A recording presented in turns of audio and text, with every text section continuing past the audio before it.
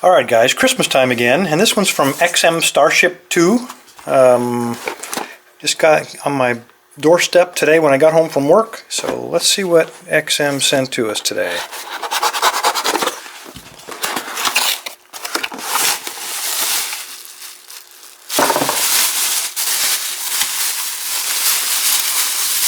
Really is like Christmas, isn't it? Alright, oh, we got some alright, we have another one of these Abises, a Buffo, but this one is a 28. This is not replaceable core, so this ought to be quite a pick. It looks like a 2, 3, 4, looks like a 5-pinner. And we have a Falcon removable core. It looks like he sent me the keys for this one. Looks like a 6-pinner. Looks like he's messed with that a little bit, so no telling what he's got inside of there. Okay, we got another Best. See if we got any keys for it here. No. Okay, no keys for this one. Hard to tell exactly what's in there, but we'll give that a shot. And oh, an Asa. Looks like a 6-pinner. There's some good pinning on this. Look at the end of that. That last one's going to be a bear to get at, especially with those 2 low-cut ones there. This ought to be a lot of fun. I was looking for the side milling on here, but this one isn't a combi, so we only have to deal with those 6 pins. These are usually pinned pretty evil pins, so this ought to be a lot of fun. And we got a Sargent core.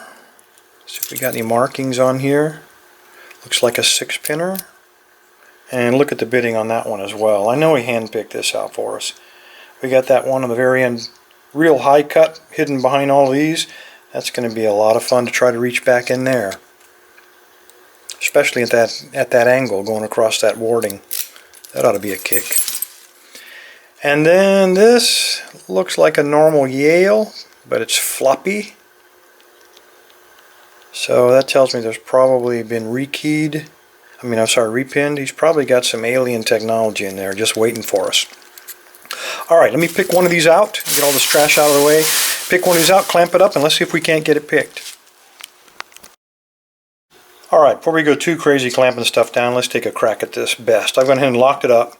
And when I attack these, usually what I like to do is give it some secret sauce, because some of these locks have been outside, been exposed to the elements, and there might be a little bit of corrosion in there. Sometimes that loosens it up.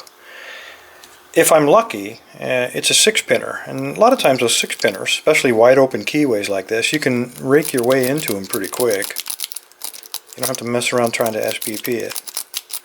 And if you're really lucky, you can rake it to control.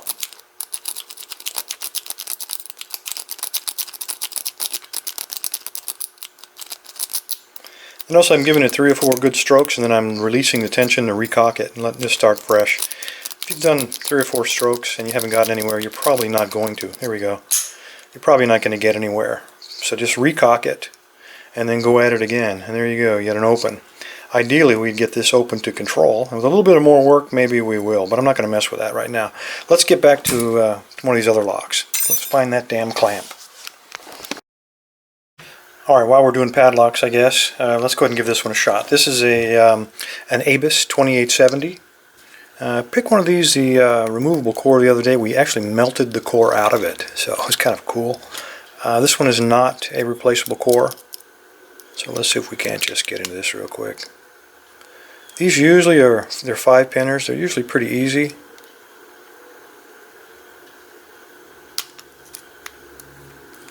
Got a good fault set.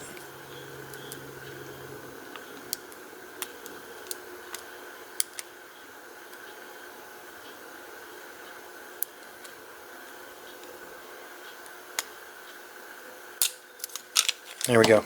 Alright, so it's not that one he wanted me to open. Let's keep looking.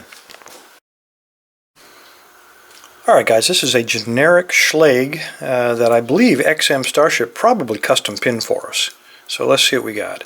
There's no key for it. So let's just try bottom of the keyway. I'm going to start with just a normal hook. And let's see what XM has done to us today.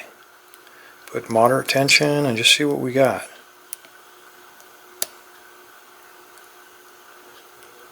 Feels like normal pins.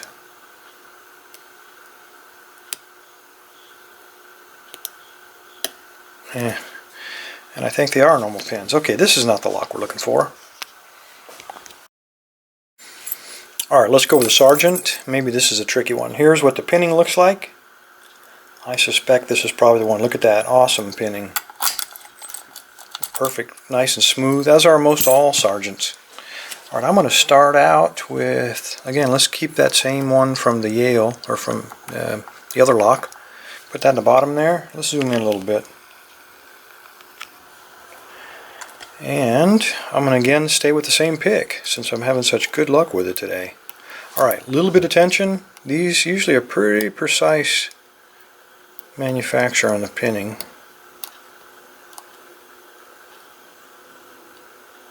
Just looking for a binder, light tension. And usually with these, when you set one of the pins, you get the slightest click, and it just turns a bit.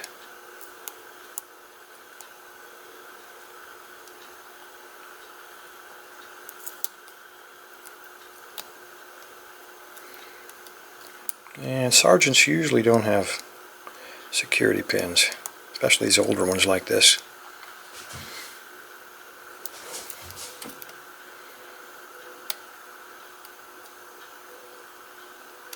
I don't feel any in there.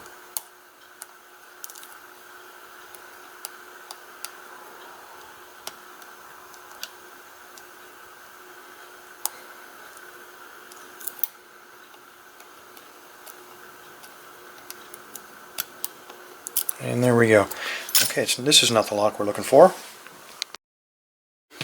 Okay, this is that Falcon. I went ahead and locked it up inside of there. We got both keys for this, it looks like. We have a control key and we have an operating key. There's control. And I'm making a guess here. Let's try that one. And we have the operating. So it does work. And let's try that same old trick that we did on that best lock. Sometimes that does work. Yeah, I don't know if it's going to work to control or not, which is what we're after. Alright, in there, a little tension. And there we go, control. Alright, that's not the lock we're looking for. Alright, XM, this is the last one. This is the ASA. Here's what the bidding looks like. And, oh, you know what? We're out of time. We're going to get this one on another day. I know how difficult these can be, and quite honestly, these are all-day job. I'm going to have to put this one off, fellas. Everybody stay safe, stay legal.